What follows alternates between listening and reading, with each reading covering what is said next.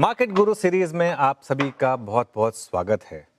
Market गुरु जब हम term use करते हैं तो हम इसको काफ़ी लूजली यूज़ करते हैं, लेकिन बहुत कम लोग हैं जिनको हम वाकई में उस कैटेगरी में रख सकते हैं मार्केट गुरु की। और उनमें से एक आज हमारे साथ हैं, जी हाँ, दिग्गज फंड मैनेजर और हीलियोस के फाउंडर समीर अरोड़ा।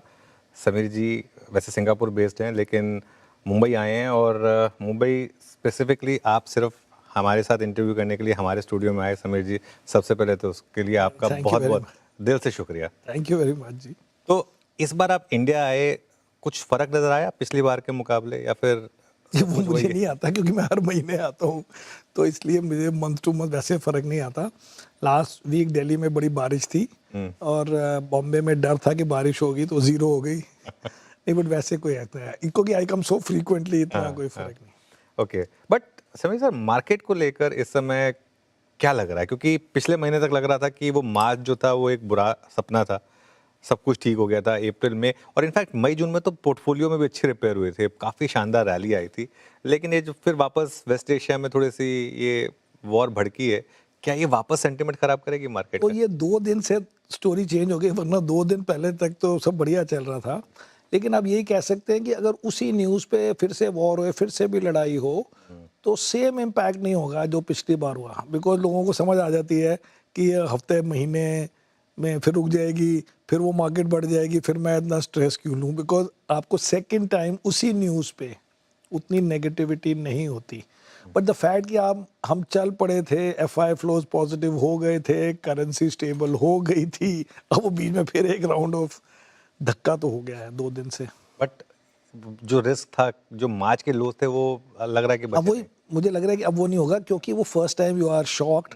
अब उसी न्यूज़ को बार-बार करो and you also broadly know कि एक्चुअली प्रेसिडेंट ट्रम्प नहीं चाहते थे बहुत सीरियस हाँ लड़ाई। हाँ लेकिन अभी हमने तो सोचा था कि अब सब सेटल हो गया जब उन्होंने ये एग्रीमेंट टाइप जो भी ड्राफ्ट हाँ साइन हाँ किया। हाँ लेकिन दैट आल्सो शोज कि ईरान के लोग भी इजीली एक्सेप्ट नहीं कर रहे हैं उन टर्म्स को, तो हाँ। लेकिन still I would think can not be as bad as March. तो बट ये रिस्क है अभी भी मार्केट के लिए। अब तो हो गया है, 2 दिन पहले हम कहते हैं अब खत्म हो गई कहानी, तो अब हाँ कैसे कहे कि नहीं हाँ है। हाँ हाँ यस, हाँ। अभी तो बड़ी अच्छी सीरियस लड़ाई हो रही है। हम्म। अच्छी नहीं मतलब गंदी वाली सीरियस लड़ाई हो रही बिल्कुल गंदे वाली सीरियस लड़ाई हो रही है। और इसकी वजह से जो ये कमोडिटीज में जो मूव्स आ रहे हैं, डॉलर में जो मूव आ रहे हैं, एक लग रहा था कि एफआई की सेलिंग थोड़ी सी खत्म हुई है, लेकिन फिर वो डेटा थोड़ा गड़बड़ है। आ सर गया। I'm saying ये 2 दिन से फिर कंफ्यूजन हो गया बिकॉज ऑल द पैरामीटर्स जो हम कहते हाँ। कि एफआई फ्लोज पॉजिटिव हो गए हैं, जुलाई में पॉजिटिव हैं अभी भी शायद, और करेंसी स्टेबल हो गई थी जबकि डॉलर बाकी करेंसीज के अगेंस्ट स्ट्रांग हो रहा था। हमारे ऑयल गिर गया था, तो प्रॉब्लम हम तो बातें हो रही थी पेपर्स में कि अब ये ऑयल का फिर से प्राइस कट करेंगे, अब वो सब कहानियां अब have been put aside. But मुझे लगता है कि मार्केट इम्पैक्ट ओनली बिकॉज वो बार बार देख के लोग थोड़े वो हो जाते हैं कि नहीं, बिकॉज वेरी रिसेंटली हमने ऐसे सोचा था नहीं हुआ था, एंड बिकॉज बार बार वो प्रेसिडेंट ट्रम्प भी स्ट्रेस करते हैं या लगता है उनकी बातों से और उनके ट्वीट से कि दिल से इतनी लड़ाई नहीं कर रहे हैं, तो फिर लगता है 5-10 दिन में कोई काम हो जाएगा, फिर लोग इसलिए लोग वेट करेंगे अब। वेट करेंगे। बट स्लो मतलब वेट करना भी नेगेटिव होता है ना हमारे लिए, तो कि भाई एफआई आ रहे थे पहले दिनों बाद फिर सब अटक जाए। अच्छा समीर सर, आप 30-35 साल का आपका करियर रहा है। इसी के बीच में होगा। हाँ, है ना? तो नहीं, 24 साल तो मुझे हो गए और तब से मैं आपको देख ही रहा हूँ। तो कुछ से ना, मार्केट रोज हर बार कुछ ना कुछ नया सिखाता है। इस बार कुछ नया सीखने को मिला क्या?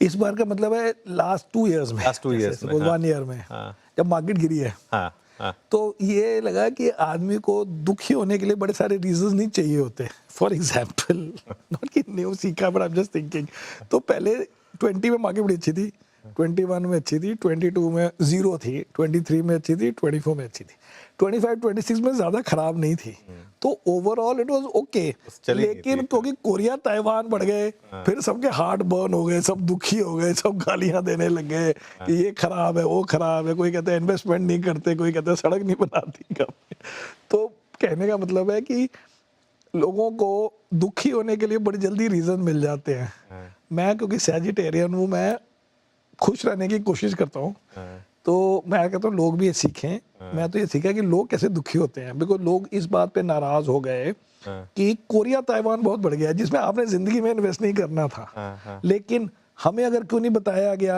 आपको पता है सोशल मीडिया में कि एक्टिव मैनेजर्स ने हमें तो बोला ही नहीं कि इंटरनेशनल इन्वेस्टिंग करनी चाहिए। तो मैं उनको बोलता हूँ, जैसे अब मैं मेरी फ्रूट उसकी चाट की दुकान हो, कोई मेरे पास आए, मैं कहूँ नहीं जी आप फ्रूट खाएं दूसरी जगह जाके, हम तो अपनी दुकान बोलेंगे कि अच्छी है कि नहीं बात है। तो ऐसी ऐसी बातें होती है, नॉट सो मच कि सीखा क्या, बट दिस इज द क्या कहते हैं, जो देखा कि कैसे हो रहा है। सीखने में अगर आप कहें कि स्टॉक मार्केट में क्या सीखा, तो आप कह सकते हैं, जो मैंने अपनी तरफ से इतना बड़ा सीख नहीं गिनता, कि जो टॉप की भी कंपनीज होती हैं किसी ज़माने की, वो अगले ज़माने में हम शॉर्ट करके उतना ही खुश होते हैं जितने हम पहले ज़माने में लॉन्ग करके खुश होते थे उन्हीं कंपनीज को।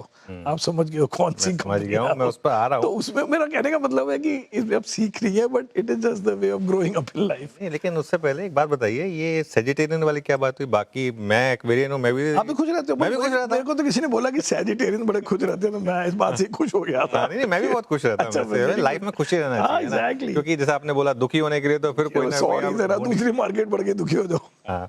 अच्छा, एक ना, सिंस आपने बात की, आपको काफी लोग कहते हैं एज अ कॉन्ट्रेरियन, आप अग्री करते हैं उससे? नहीं नहीं, मैं नहीं करता। क्योंकि मैं बताऊं क्यों, क्योंकि जब आपने पेटीएम लिया था कोई लेने को तैयार नहीं था। पेटीएम पेटीएम का था, correct। है ना, वैसे तो जोमेटो भी जोमेटो हाँ, जोमेटो और पेटीएम जब आपने लिए थे तब कोई लेने को तैयार नहीं था।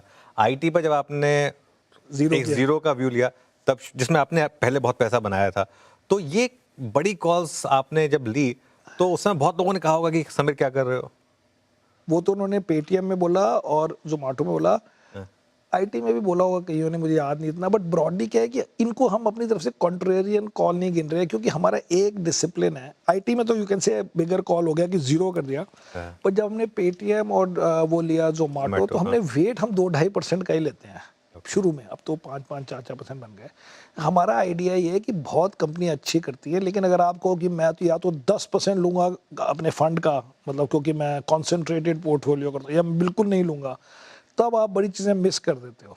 तो हमने उसको इस हिसाब से, अब जब हमने लिया था, हमने अपने मन में इसको बहुत कॉन्ट्रेरियन व्यू नहीं लिया था, हमने इसको लिमिटेड रिस्क स्टॉक लिया था। कॉन्ट्रेरियन वुड बी कि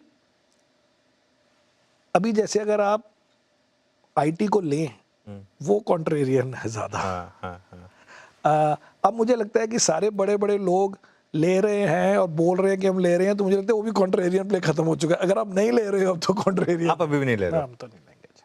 क्यों? लेकिन इतना, मतलब उसमें लोअर लेवल से तो रिकवरी दिखा रहे हैं स्टॉक्स, और टीसीएस ने थोड़ा पॉजिटिव स्टेटमेंट भी दिया बहुत टाइम के बाद। आपको लगता है, मुझे तो नहीं लगता, बट सुनिए मेरी लॉजिक क्या है। हाँ। तो मेरी लॉजिक ये है कि लोगों का कंफ्यूजन क्या है, ये जो लोग ज़्यादा सोचते हैं फंड स्टॉक के बारे में, वो कहेंगे कि हमें तो सिखाया गया है, पता नहीं वॉरेन बफेट ने सिखाया या किसने सिखाया, कि when everybody is selling you should bye.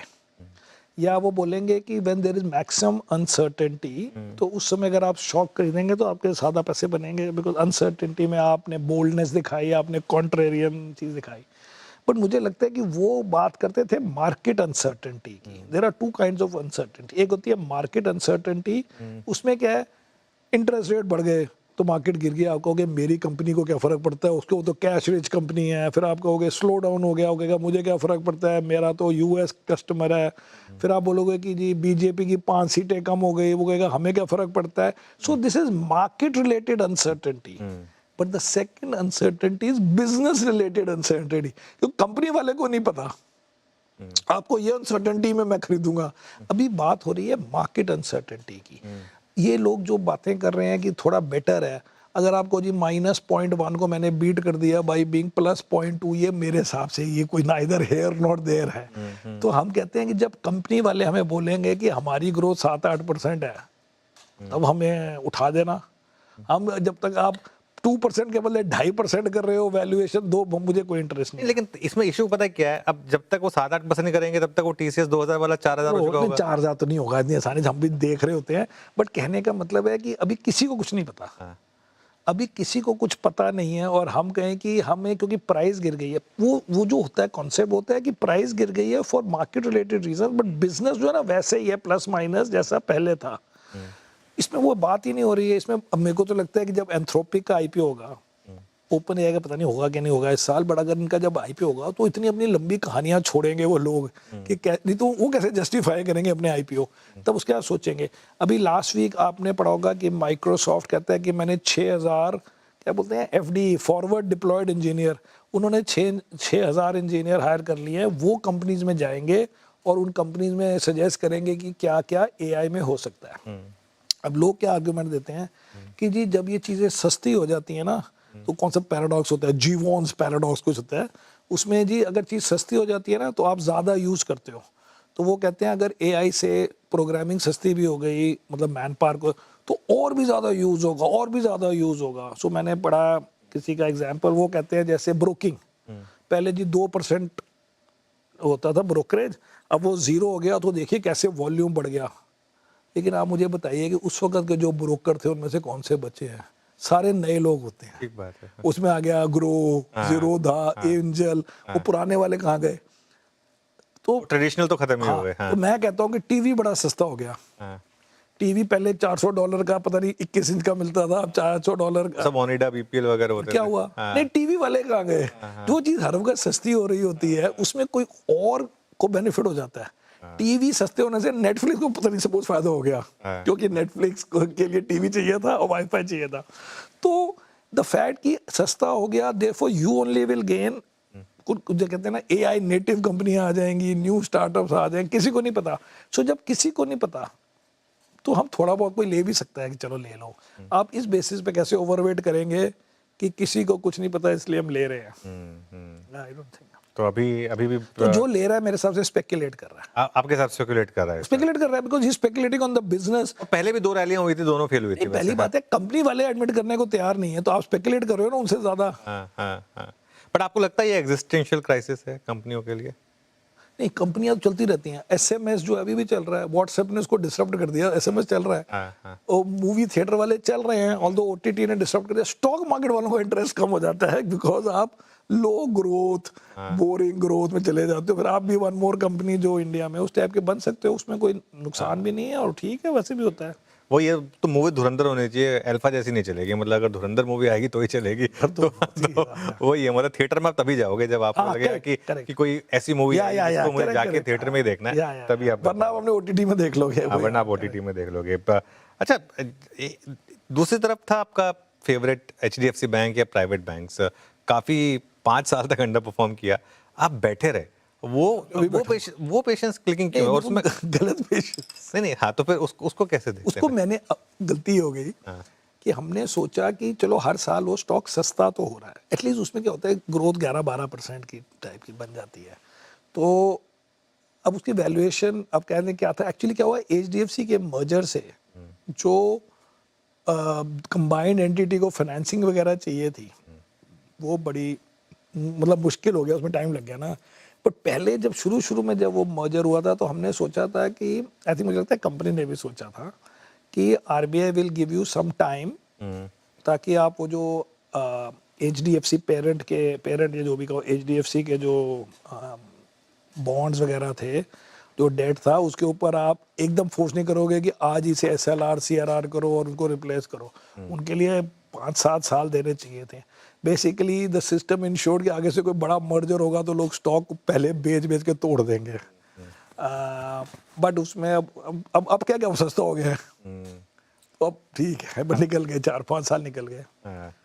हर बारी हम ऐसी गलती नहीं करेंगे। बट आप मानते हैं कि इसको होल्ड करके रखना गलती थी थोड़ा? कोर्स गलती हो गई। जो मेरा फंड अगर इंडिया में 4-5 सालों में सारे कोई फंड्स 150-200% बढ़े होंगे जब से 21 के बाद, और वो बड़ा होगा 15-20%, तो ये तो नुकसान ही। और वो भी 5-6% होल्डिंग, मतलब 5-6% एनएवी बढ़ जाती, मतलब हर साल का 1% एनएवी, 1% के लिए तो हम जान देते हैं साल की।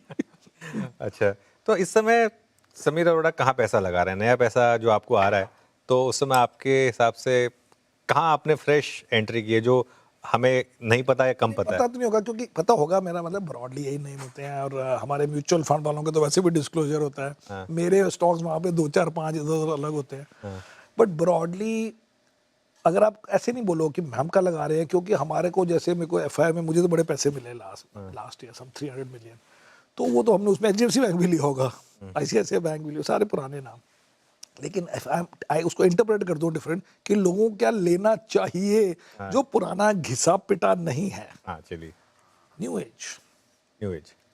न्यू एज में लोग गलती ये कर रहे हैं, दो गलतियां हैं। एक तो आदमी कहता है लॉस मेकिंग कंपनी है, ये जी लॉस मेकिंग कंपनी आपने खरीद ली क्योंकि न्यू एज कंपनी सारी लॉस मेकिंग है। तो मैं उनसे बोलता हूँ इसका मतलब आपने तो एंथ्रोपिक जिंदगी में नहीं खरीदना था, आपने तो ओपन एयर जिंदगी में नहीं खरीदना था पहले, आपने तो स्पेस एक्स जिंदगी में नहीं खरीदना था, लेकिन देखिए साइज 1-1 ट्रिलियन।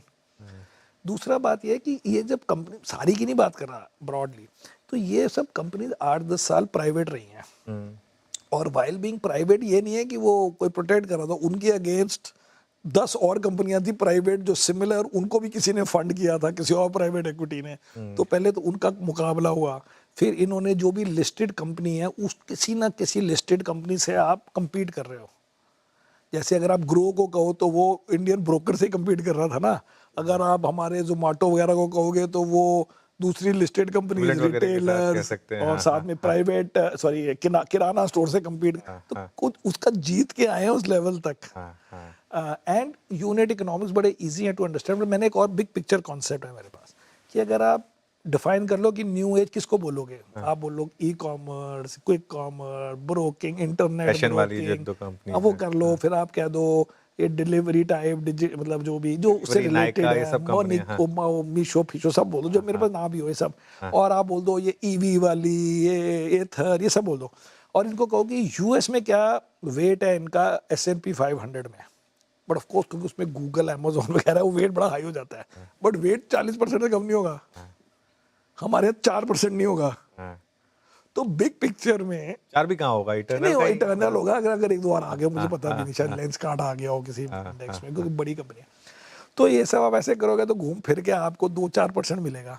तो थीमेटिकली वो 4 को 40 नहीं पहुंचेगा, क्योंकि वहां की बड़ी वाली बहुत ही बड़ी हो गई है। तो आप लॉस मेकिंग में भी इन्वेस्ट कर रहे हैं? हम तो लॉस मेकिंग वाली में भी करने को तैयार हैं, हाँ, अगर आप हमें दिखा दो, समझा दो और हम समझ जाएं हाँ, कि ये लॉस इसलिए हो रहा है क्योंकि आपकी ग्रोथ ज़्यादा हो रही है, आपके पुराने वाले यूनिट इकोनॉमिक्स ठीक हैं। अगर आपने सपोज कि 500 स्टोर लगाए तो मेरे पहले 200 स्टोर इतने पुराने थे, उसमें प्रॉफिट हो गया है, नेक्स्ट ब्रेक इवन पे आ गए हैं, जो 6 महीने पहले लगाए थे उसमें लॉस है लेकिन वो नंबर ज़्यादा है, ये सब घूम फिर के हम तो करने को तैयार हैं। Yes, okay. तो न्यू एज आपकी क्लियरली समय सबसे बड़ी हमारे टीम है। पोर्टफोलियो में 15-20% होगा, 15%, 15%। और उसी से हमारी एक्स्ट्रा परफॉर्मेंस आएगी क्योंकि सारे चल गए।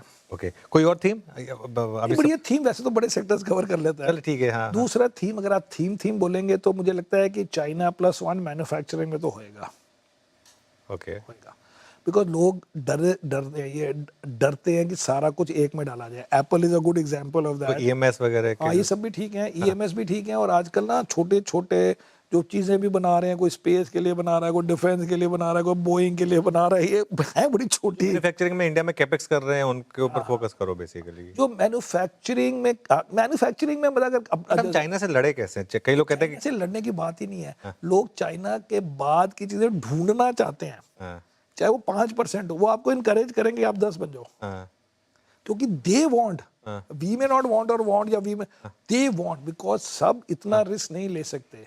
एप्पल लाइव एग्जांपल है ना, किस बात पे वो चाइना से इंडिया आ गया, कोई लड़ाई थोड़ा थी उसकी, बट अपने मन में उसको रिस्क था कि कभी यूएस से लड़ाई हो जाती है, प्रेसिडेंट ट्रम्प की हो जाती है, बाद में पीस हो गई वैसे उनकी, लेकिन एवरीबडी वांट्स।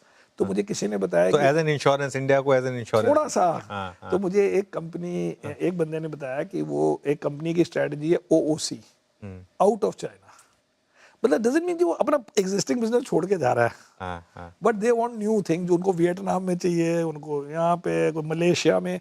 तो इंडिया की स्टोरी है कि जो हमारी लोकल मार्केट भी है इन एडिशन टू एक्सपोर्टिंग, तो ये स्टोरी है, लेकिन कंपनियां बड़ी छोटी हैं, 400-500 करोड़ के उनकी सेल्स होती हैं। वो अगर आप हमारे इंडियन पोर्टफोलियो में देखें आपको नजर आ जाएंगी 2-4 ऐसे। ओके, ठीक है। अच्छा, एक टॉपिक जिस पर आप काफ़ी वोकल रहे हैं, ये जो डॉलर रुपये में इतनी वॉलेटिलिटी है, और थोड़ा सा आप इसको लेकर कुछ करना चाहिए या नहीं करना चाहिए? नहीं, मैं अब वोकल नहीं हूँ, क्योंकि मैं कहता था कि उसको रोको, हाँ, तो वो गवर्नमेंट ने अपनी तरफ से कर दिया, बिकॉज ये जो FCNR हाँ। बहुत अट्रैक्टिव है, बहुत गुड है, इसमें 50-60 बिलियन आराम से आएंगे। अभी पेपर्स में आता है, आ नहीं रहा है अब नहीं उसमें? आ रहा है बड़े आराम से आएगा। मैं भी इन्वेस्टर हूँ उसमें। हाँ। उसमें क्या है, ये फॉरेन बैंक्स ना जरा इंडियन को चाबी लगा रहे थे कि इनको ना 5.6% दे देते हैं, तो इंडियंस भी इतने बेवकूफ़ नहीं है। लेकिन इंडिया में यही बैंक्स पब्लिक से रेस करते हैं 6.25, 6.5। उतने करोगे अगर आप 25 पैसे रेट बढ़ा दो, आपको हमारे को NRI को 2.5% मिल गया, बिकॉज 9 टाइम लेबर होता है, तो 2.5% और ऐड कर दो, जो भी लोग अभी दे रहे हैं सारा वर्ल्ड यहीं पे जमा करा देगा पैसे। वहां पे अभी 11 के करीब दे रहे हैं, किसी को मजा नहीं आ रहा। आप उसको 13.5, 14, 15 कर दो और जितने मर्जी बिलियन ले लो, तो वो तो आएंगे। एंड में भी टाइम है। वो क्या पहले राउंड ऑफ बार्गेनिंग में the banks were being too strict, but आपको लग रहा है कि आएगा नहीं वो पैसा? पक्का आएगा, क्योंकि एंड में कर देंगे, क्योंकि इंडिया में उससे ज्यादा पे रेस कर रहे हैं। सेकंड, उस पैसे के साथ SLR और CRR की वो नहीं है। और थर्ड इज आपको डिपॉजिट मिल ही नहीं रहे थे, आपको डिपॉजिट मिल रहे हैं, तो आपको ऑब्जेक्शन क्या है? एंड आपको मींस बैंक को कोई रिस्क नहीं है ऑफ डिप्रिसिएशन।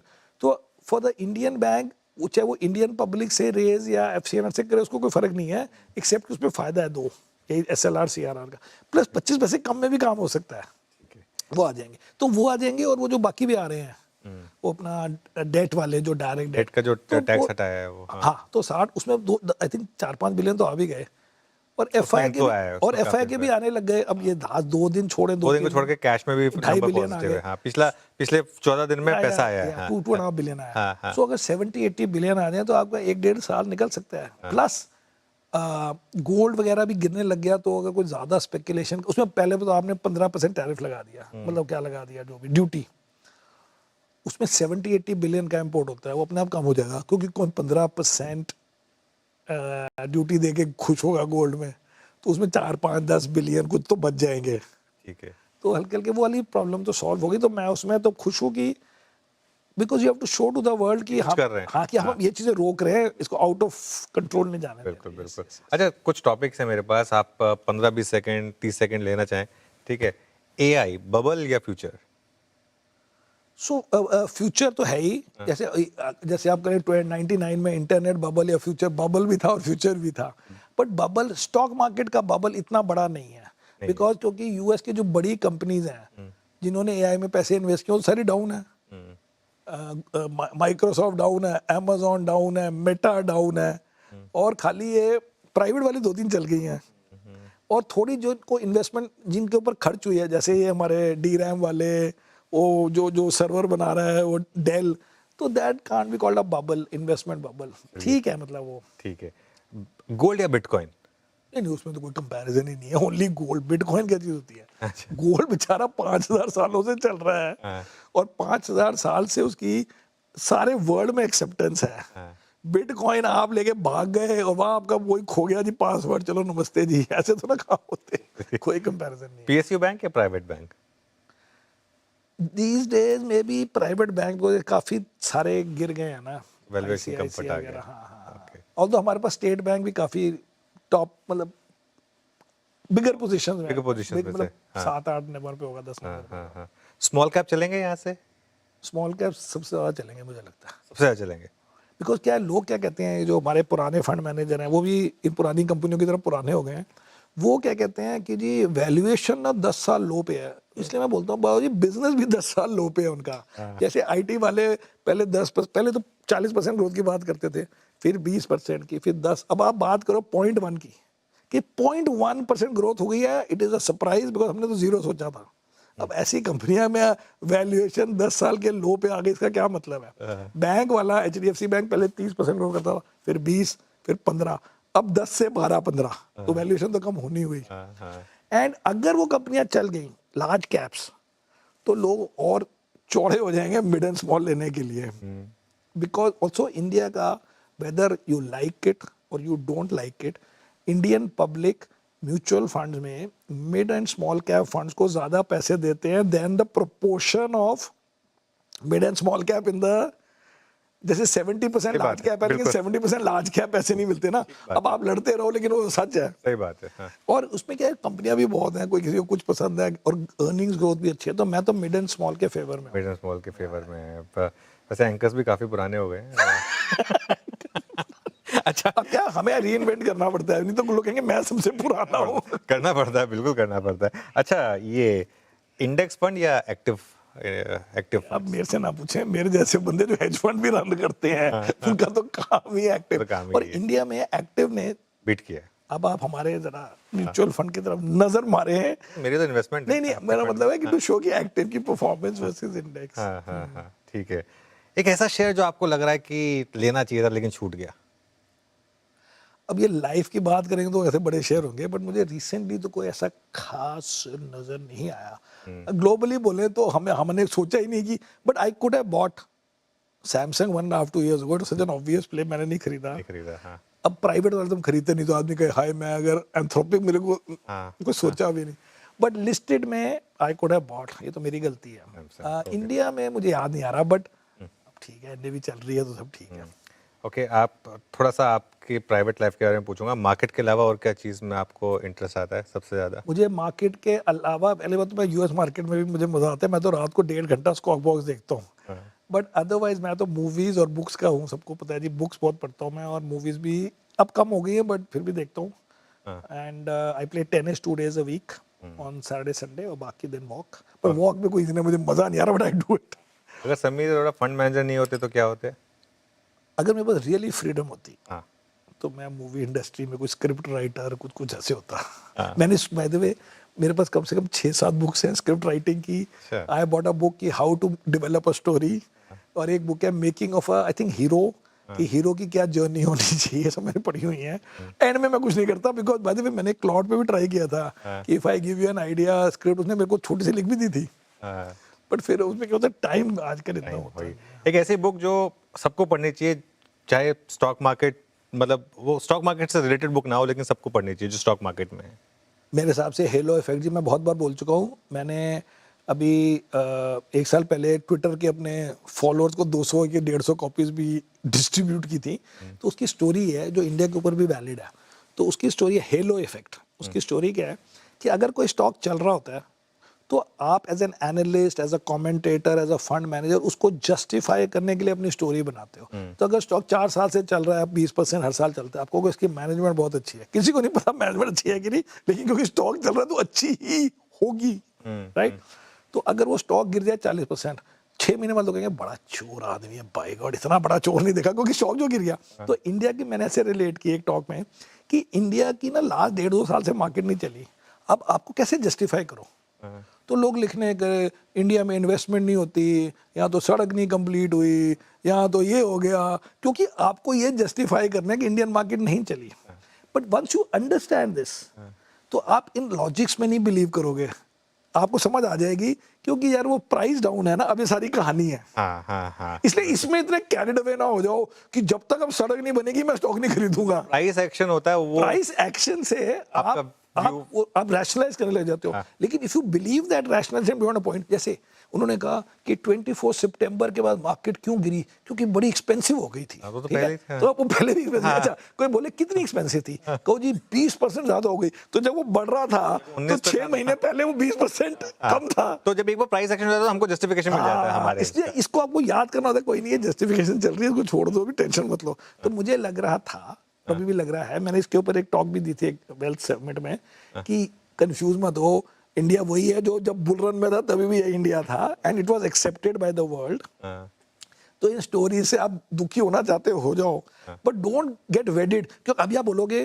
कि जब तक लार्ज कंपनीज इन्वेस्टमेंट नहीं करेंगी तब तक इंडिया में R&D नहीं होगी, ग्रोथ नहीं होगी। और 24 से पहले हम 25 साल तक एंजॉय कर रहे थे ना, वो फिर शुरू हो जाएगा किसी दिन। हाँ, हाँ। ये है point। चलिए चलिए, बहुत शानदार बुक मैं भी पढ़ूंगा। Thank you so much Sameer ji, आज हमारे साथ आए। मैं एक्चुअली इस कॉन्वर्सेशन को और लंबा कर सकता था, होपफुली सम अदर डे, लेकिन आज हमारे साथ जुड़ने के लिए आपका बहुत बहुत शुक्रिया and thank you so much. चलिए, मार्केट गुरु सीरीज में इतना ही। जुड़े रहिए CNBC आवाज़ के साथ।